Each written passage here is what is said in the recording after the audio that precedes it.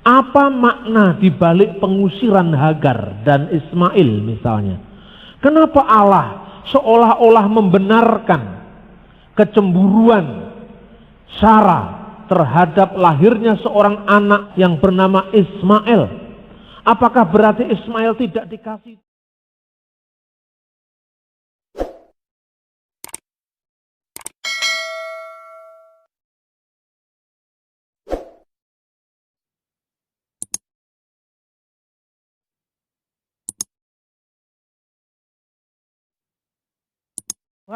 Sehingga harus diusir. Bagaimana Tuhan itu? Dia mengizinkan Abraham menikahi Hagar dan melahirkan Ismail, tapi hanya karena masalah kecil. Ismail memperolok-olok Ishak misalnya, kemudian Tuhan mengizinkan untuk pengusiran Hagar. Apa makna dibalik peristiwa ini? Nah, ini misalnya. Jadi syarat yang kedua, tidak sekedar yang tersurat, yang jelas-jelas, yang cetok, tertulis di kitab, tetapi makna di sebalik itu. Dalam setiap kehidupan ini tidak ada sesuatu pun yang terlepas dari kehendak Tuhan. Kadang-kadang kita punya doa belum dijawab, tapi tahu-tahu kemudian terakhir kali, oh ternyata saya mendapatkan sekarang ini seperti ini. Oh berarti Tuhan menginginkan saya mendapatkan sesuatu yang lebih besar dari apa yang saya minta dulu. Misalnya seorang punya cita-cita, kepingin ini, kepingin itu, belum dikabulkan. Terus dia seolah-olah tidak sabar, tapi ternyata 10 tahun kemudian doa yang ditolak tadi membuat dia menjadi lebih besar daripada apa yang dicita-citakan. Ini yang tersirat dari apa yang tersurat. Kadang-kadang kita tidak tahu. Maka diperlukan syarat yang ketiga, dirus penyelidikan. Lebih lanjut diselidiki. Misalnya Hosea menulis, dari Mesir kupanggil anakku. Teks ini mula-mula berbicara tentang orang-orang Yahudi yang diperbudak di Mesir. Diperbudak ya budak biasa, tidak ada kaitannya dengan yang macam-macam. Orang Mesir menindas orang Israel kurang lebih 400 tahun. Dan Tuhan menyelamatkan orang Mesir itu lewat tangannya yang perkasa dengan peristiwa yang namanya Paskah. Paskah adalah dilepaskannya, kata Pesah adalah dilalui. Dilaluinya anak-anak sulung bangsa Mesir dari kematian karena ada tanda darah yang dicipratkan di pintu-pintu rumah orang Israel, dan materai itu menandai dilewatinya orang-orang Israel dari maut. Waktu itu orang Yahudi ya sudah, dia laksanakan saja perintah Tuhan itu. Ternyata lebih daripada itu. Pesah atau Paskah tidak sekedar dilaluinya anak-anak Israel dari kematian karena malaikat maut pada malam hari melewati rumah demi rumah itu, tetapi lebih dari itu adalah Pesah juga berarti dilaluinya seluruh umat manusia yang percaya pada penebusan Allah di dalam Kristus, dilalui dari kebinasaan kekal. Jadi dulu yang artinya nasional, yang artinya lokal, menjadi arti yang universal. Yang namanya Paskah bagi orang Yahudi itu tidak lebih daripada 17 Agustusan untuk orang Indonesia. Paskahnya Yahudi itu 17 Agustusan kalau kita. Jadi apa yang diperingati orang Yahudi? Tuhan telah menyelamatkan Israel dari penjajahan, penindasan, perbudakan Fir'aun. Itu saja. Sama, Tuhan telah menyelaksanakan bangsa Indonesia dari penjajahan Belanda dan pendudukan Jepang. Kalau orang Yahudi dulu mengatakan atas berkat rahmat Tuhan, Undang-Undang Dasar kita juga mengatakan atas berkat rahmat Allah yang Maha Kuasa dan didorongkan oleh keinginan luhur supaya berkehidupan kebangsaan yang bebas. Seolah-olah kemerdekaan ini memang benar adalah kasih karunia Tuhan. Jadi yang namanya Paskahnya orang Yahudi yang diperingati dengan pemecahan roti tidak beragi, itu sekedar perayaan nasional pembebasan bangsa Israel dari penjajahan Fir'aun. Tiba-tiba maknanya lebih daripada itu. Bukan sekedar Israel yang dijajah atau diperbudak Fir'aun, tapi seluruh anak-anak Adam yang diperbudak oleh embahnya Fir'aun, yaitu iblis. Bukan sekedar penjajahan fisik, perbudakan fisik di Mesir, tapi perbudakan jasmani, rohani, perbudakan manusia dari dosa. Dan manusia tidak sekedar diancam kematian jasmani, tapi kematian rohani, terhilang dari kemuliaan Allah. Dan darah yang dicipratkan di rumah-rumah orang Israel digenapi tidak sekedar darah domba, tetapi darahnya domba Allah yang suci, mulia sekali untuk selama-lamanya. Amin. Inilah dirus penyelidikan yang lebih dalam. Ternyata Allah menghendaki lain. Maka tatkala Hosea mengatakan, dari Mesir kupanggil anakku, itu dulu memanggili orang-orang Israel supaya mereka keluar dari Mesir menuju ke tanah Kanaan, yaitu tanah perjanjian. Ternyata maknanya lebih daripada itu. Yesus pada usia bayi, pada usia kecilnya, dibawa oleh ibunya Maria dan Yusuf si tukang kayu, Yusuf An-Najjar yang menjadi pengasuh Yesus, ke Mesir. Sampai hari ini gereja di Mesir memperingati kunjungan keluarga kudus ke Mesir sampai hari ini. Dan kunjungan itu menjadi sangat meriah karena orang-orang Muslim ikut merayakannya sampai hari ini. Makna bahwa dari Mesir ku panggil anakku ternyata lebih daripada sekedar dipanggilnya orang-orang Yahudi menuju ke tanah perjanjian, tetapi juga penggenapan Sang Juru Selamat ketika menghindari pembunuhan Herodes. Dan dengan demikian genaplah seperti yang dikatakan kitab suci, dari Mesir kupanggil anakku. Maka Yesus kembali dari Mesir dan tinggal di kotanya Nazaret, sampai disebut Yesus dari Nazaret. Sampai orang-orang yang mengikut dia disebut orang-orang Nasrani, karena pengikut Yesus orang Nazaret.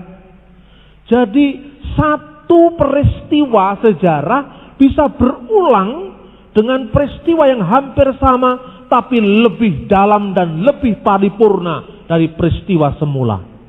Nah, yang terakhir itu tadi derus, yang terakhir adalah shot. Kalau manusia itu tiba pada sebuah benturan karena kehidupan yang sangat sulit, misteri yang tidak terjawab, maka disitulah otak manusia berhenti, terbatas. Dan kita bertanya kepada Allah, kami Tuhan menunggu penggenapan janji-janjimu. Kami Tuhan menyerahkan semua yang tidak kami mengerti, yang tidak bisa kami pahami. Kami yakin yang tidak terpahami bukan berarti tidak masuk di akal kami, tetapi mengatasi akal pikiran kami. Inilah yang namanya misteri yang kita serahkan kepada Allah. Maka dengan pola seperti ini tidak ada manusia sombong. Karena dia seorang teolog yang pintar, menguasai banyak bahasa, menguasai banyak dalil-dalil teologi, menguasai banyak ayat-ayat kitab suci, maka menjadi orang Farisi. Orang Farisi itu adalah kesombongan rohani. Maka Yesus katakan, memang dia berhak atas kursi Musa, tetapi kalau dia ngomong kamu dengarkan, tapi jangan kamu lihat kelakuannya. Ini orang Farisi karena apa? Tidak satu kata dan perbuatan, apa yang disampaikannya, apa yang dikatakannya berbeda dengan apa yang dilaksanakannya. Tetapi bahwa Tuhan telah menyediakan kursi Musa, kursi pengajaran bagi orang Farisi, ya memang betul. Saudara-saudara, Paulus dulu adalah seorang rabi Yahudi. Paulus dulu adalah seorang pemimpin agama Yahudi. Otomatis dia sangat paham seluk-beluk tafsiran, seluk-beluk kitab suci. Dia sangat paham. Dia muridnya seorang profesor teologi yang terkenal pada saat itu dalam teologi Yahudi, yaitu Dr. Gamaliel. Kalau disebut sekarang profesor doktor lah. Paulus itu muridnya. Dia orang Yahudi dari suku Benyamin yang sangat paham seluk-beluk kitab suci, Taurat, para nabi, Targum, Talmud, seluruh hukum Yahudi, seluruh syariat Yahudi dia paham. Dan karena pahamnya dia, pinternya dia, hebatnya dia, maka dia menjadi sangat fanatik. Dan ketika muncul komunitas orang-orang Kristen, pengikut Yesus orang Nazaret, dia mengejar-ngejar, menganiaya, bahkan membunuhnya. Itulah Saul, Rabi Saul, yang dalam bahasa Yunani disebut Paul. Itu bahasa Ibraninya Saul. Luar biasa. Bahkan dia ikut menyetujui pembunuhan Stefanus. Stefanus dirajam. Paulus setuju. Tetapi sehebat apapun manusia, sepinter apapun manusia, ketika dia dibenturkan dengan suatu masalah yang tidak mampu dia hindari, di situ dia bertekuk lutut kepada penciptanya. Maka Paulus ketika mengejar-ngejar orang Kristen, dia mendapatkan visi yang namanya visi Damaskus. Penglihatan ketika dia menuju ke jalan Damsyik. Damsyik itu bahasa Arab artinya Damaskus. Maka Tuhan menampakkan diri. Saul, Saul, mengapa engkau menganiaya aku? Dia kaget karena yang mengucapkan itu adalah Yesus, orang Nazaret. Ketika kamu menganiaya orang-orang yang paling hina itu, yaitu rakyat Kristen. Orang Kristen pertama kali rakyat jelata, saudara-saudara. Tidak punya kekuasaan. Itu rakyat jelata, orang Kristen pertama 300 tahun lebih. Gereja itu menjadi gereja rakyat yang kebaktiannya sembunyi-sembunyi. Di Indonesia ini masih lumayan, hanya tidak boleh bangun gedung. Kalau di sana gedung pun tidak punya, mikir ada gereja pun tidak. 300 tahun lebih orang Kristen beribadah di katakom. Katakom itu adalah gua-gua di pemerintahan Romawi, wilayah Romawi pada saat itu. Mereka itu kebaktian dari gua ke gua, dan mereka kalau ketangkap, mereka akan dipegang oleh perwira Romawi dan dimakan singa. Gladiator, diadu dengan singa. Itu kira-kira 300 tahun lebih orang Kristen diperlakukan seperti itu. Tetapi darahnya para martir, darahnya para syahid telah menyuburkan pekabaran Injil. Logikanya dibalik. Paulus yang dulu menganiaya orang-orang Kristen, Yesus katakan, sukar bagimu menendang ke galah rangsang. Artinya apa? Tumbuhan galah yang bisa hidup di sungai Nil, di sungai Yordan. Itu kalau orang nyebrang, ditabrak, itu dengkulnya masih sakit. Sukar bagimu menendang ke galah rangsang itu kalau bahasa Jawanya, Paulus, kono jok marani gepuk, ulo marani gepuk. Itu kalau orang Surabayaan. Jadi peribahasa Yahudi, sukar bagimu menendang ke galah rangsang itu artinya, kamu itu ngelawan kok ngelawan Gusti Allah. Kamu itu seperti ulo marani gepuk itu kalau orang Surabaya. Jadi Paulus, kamu harus nyerah. Karena kamu tidak selamanya bisa melawan penciptanya. Maka Paulus menyerah dan dipakai Tuhan luar biasa.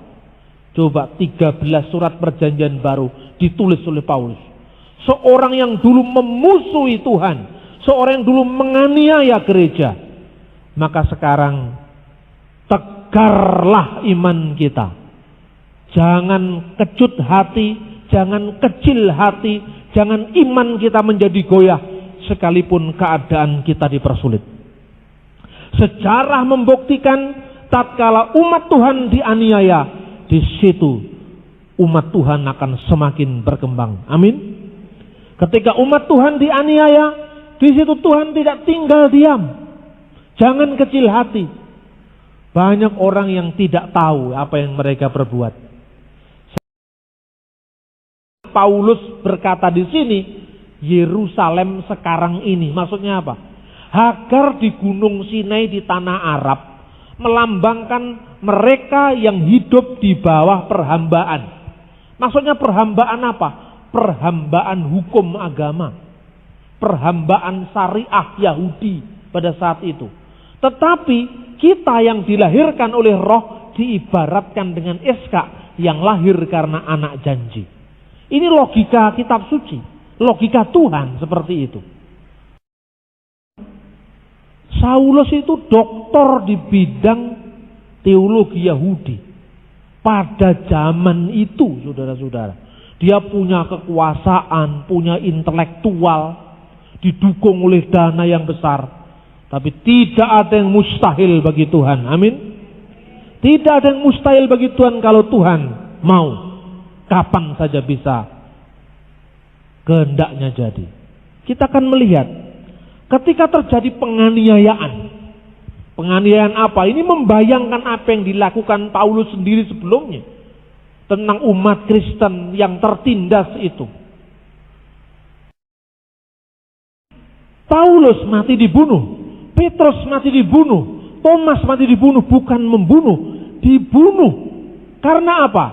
Karena dia rakyat kecil yang tidak berdaya. Yang tidak punya kuasa. Petrus tuh mati dibunuh di Roma. Rakyat jelata, tidak punya kekuasaan. Sehingga kalau ada pamrih, tidak ada pamrih apa-apa.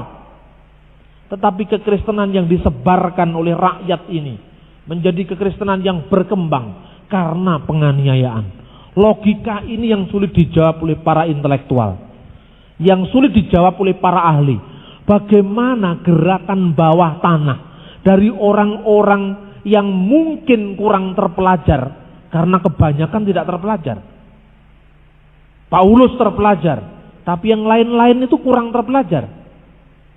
Bisa mengubah dunia. Saudara yang terkasih, Paulus memberikan gambaran tentang kehidupan Abraham. Bulan lalu saya sudah berbicara tentang Abraham. Tetapi sekarang saya mencoba memperkenalkan tafsiran tentang Abraham oleh seorang mantan rabi, mantan pemimpin agama Yahudi yang ditangkap oleh Kristus, yaitu Paulus. Paulus mengatakan, dua anak itu ibarat dua perjanjian Tuhan. Yang pertama adalah anak yang dilahirkan oleh hamba, itu melambangkan anak yang lahir secara biasa karena kehendak daging. Coba Ismail itu kan anak yang lahir karena ketidaksabaran. Ketidaksabaran menunggu saat Tuhan, kan begitu. Menunggu kairos Tuhan.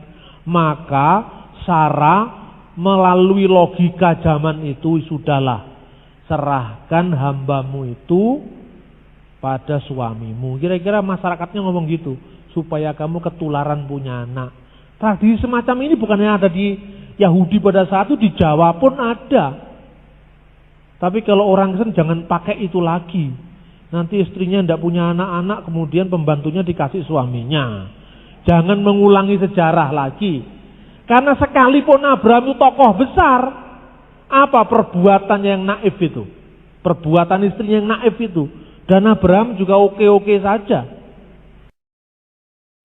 Lu apa Tuhan tidak bisa mencegah? Tuhan bisa mencegah. Tetapi Tuhan itu menghormati pilihan kita. Karena itu buah yang pertama dulu dimakan namanya buah pengetahuan yang baik dan yang jahat. Itu buah pilihan etis manusia. Tuhan sebenarnya tidak suka manusia memilih yang jahat. Tetapi Tuhan memberikan pilihan bebas. Maka Tuhan membiarkan manusia memilih. Tapi setelah dia memilih, di situ ada tuntutan pertanggungan jawab. Manusia, di manakah engkau? Artinya manusia, di mana posisi moralmu? Apa pilihanmu itu benar? Manusia ketakutan bersembunyi karena dia telanjang.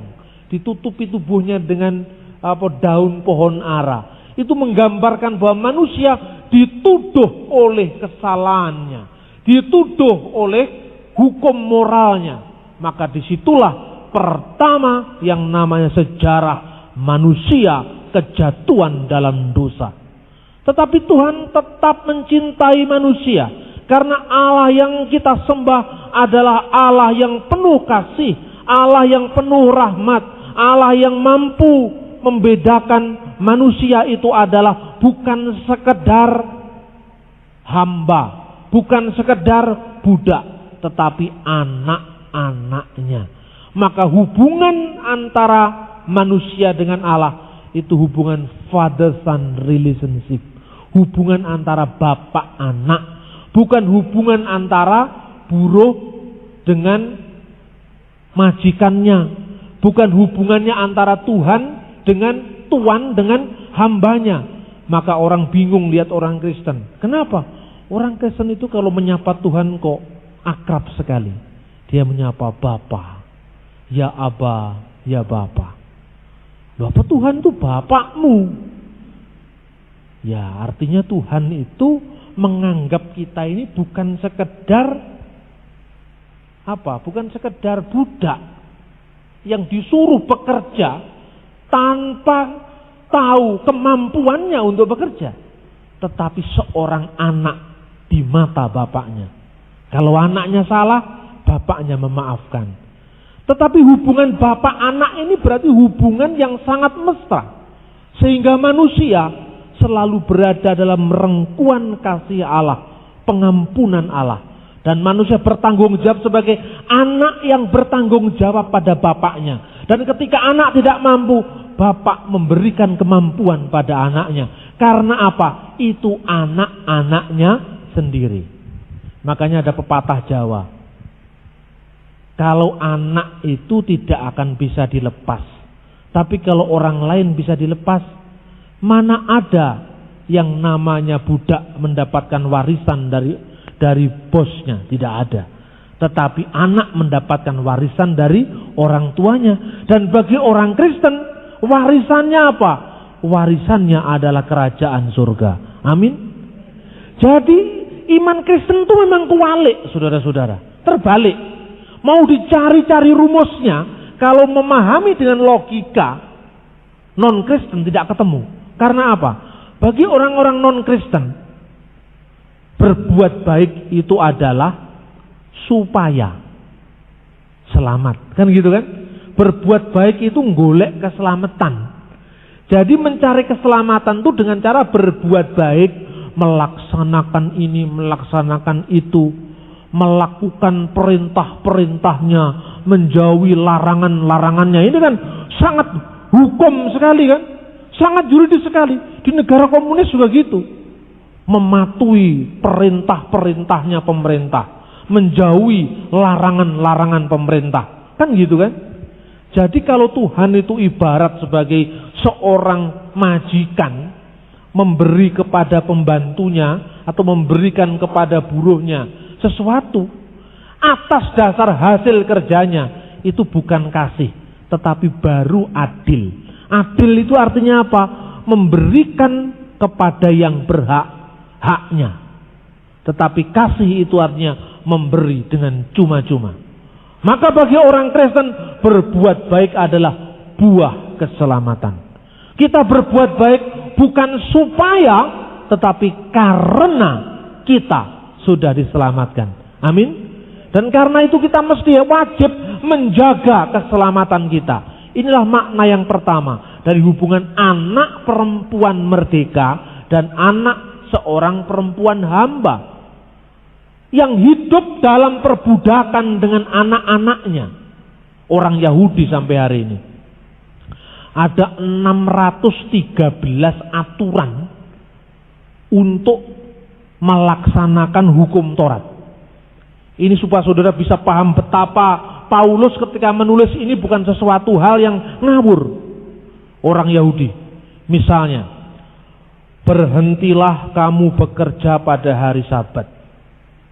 Itu umum, dirinci. Jangan membunyikan bunyi-bunyian, jangan menyalakan lampu. Menyalakan lampu itu zaman dulu hanya menyalakan obor. Zaman sekarang dirinci lagi. mecet ini, sekakalnya listrik crek, itu menyalakan lampu, itu menyalahi hukum Taurat. Sampai hari ini.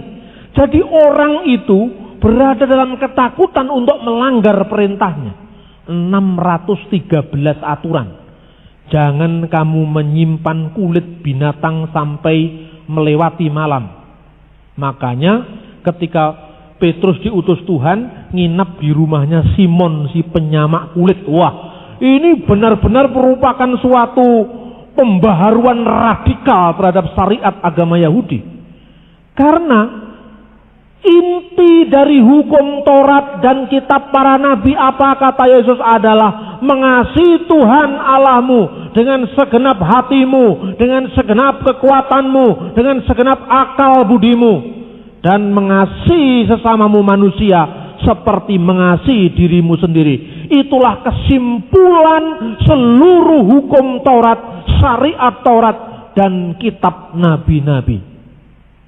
Jadi sekarang bayangkan, kalau kasih itu mahkota ajaran Yesus, kalau kasih itu adalah kesimpulan dari hukum, maka justru mestinya hukum itu berlandaskan kasih.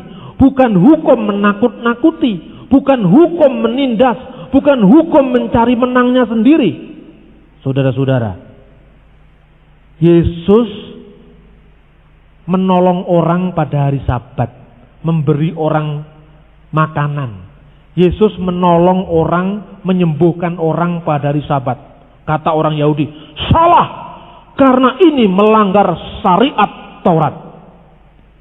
Karena menyembuhkan orang itu bekerja. Loh, lah inti agama itu kasih, inti syariat Taurat itu kasih. Kok menolong malah tidak boleh? Sudah pernah membaca kisah orang Samaria yang baik hati? Ada orang yang turun dari Yerusalem ke Yeriko. Kisah ini berkali-kali, mungkin puluhan kali kita baca. Tapi mari kita kembangkan kisah ini. Kenapa orang Yahudi di depan Yesus tidak berdaya? Ada orang yang dicederai dalam perjalanan dari Yerusalem ke Yeriko itu. Orang ini babak belur, mungkin dirampok, mungkin apa. Kemudian ada orang Yahudi lewat, orang Farisi lewat. Dia berlalu begitu saja, ditinggalkan tanpa belas kasihan. Tapi orang Samaria lewat, tergeraklah hatinya oleh belas kasihan. Orang ini ditolong, dibawa ke penginapan, dibayar sampai sembuh. Yesus cuma berkata sederhana sekali, mana di antara dua orang ini yang mengenal sesama manusia? Orang tadi menjawab, yang hatinya tergerak oleh belas kasihan. Dia tidak menjawab orang Samaria, karena Samaria itu musuhnya. Samaria itu apa? Samaria itu ya orang yang waktu itu dijauhi oleh orang Yahudi karena dianggap kurang religius, kurang apal dalil-dalilnya Taurat. Inti dari iman itu bukan apa yang dilaksanakan secara lahir, tetapi apa yang muncul dari hati. Saudara-saudara melihat, mungkin Alkitab tidak mencatat mengapa dia berlalu begitu saja. Saya membaca berbagai macam tafsir, latar belakang ungkapan perumpamaan ini. Orang Yahudi itu kalau mau sembahyang ke bait Allah, ini mungkin,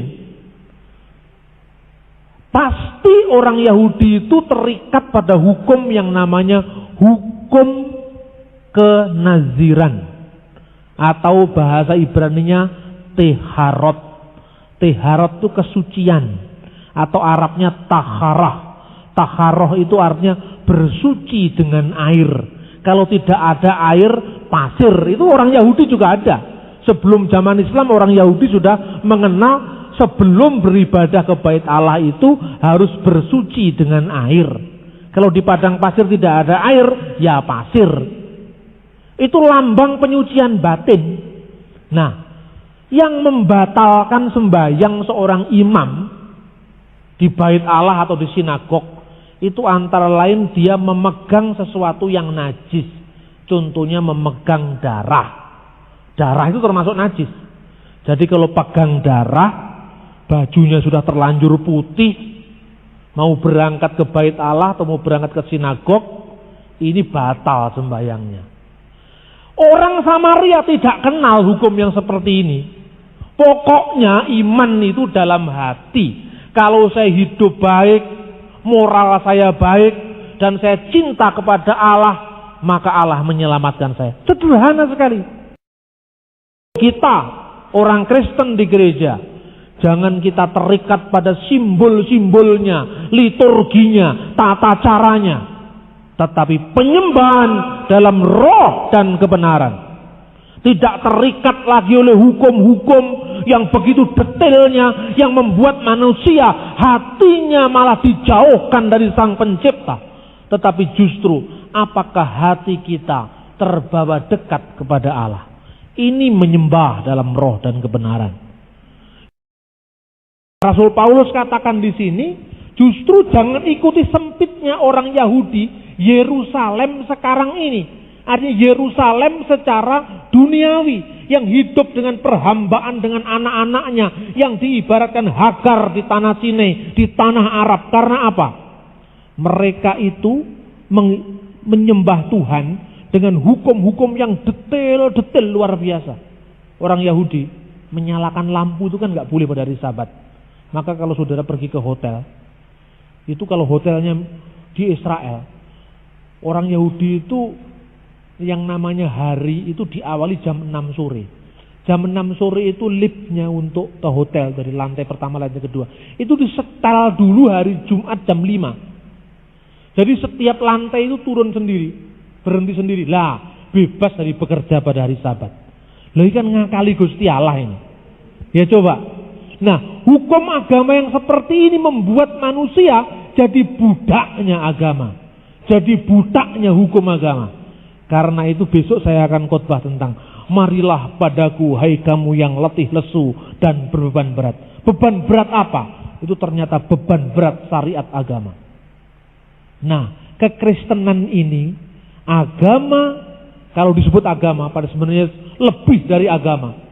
Dialah iman karena hubungan pribadi dengan Sang Pencipta yang menyatakan diri dalam Yesus. Itu kekristenan. Ya karena menurut kriteria ilmu disebut agama, ya sudahlah, disebut religion, oke lah, disebut din, oke lah, disebut agama, oke lah. Tapi sebenarnya kekristenan lebih daripada agama. Kekristenan membebaskan manusia dari ketaatan pada hukum-hukum yang memenjara kerohanian manusia. Ketaatan pada hukum-hukum yang justru membuat manusia tidak bebas. Kita beribadah pada Tuhan kok wedi karo Tuhan. Alkitab menyebut kenapa kita beribadah. Kita menyembah Allah karena kita cinta pada Allah. Bukan karena takut dalam pengertian engko lek ora nyembah Gusti Allah gek mlebu neraka. Iki wedi. Gitu.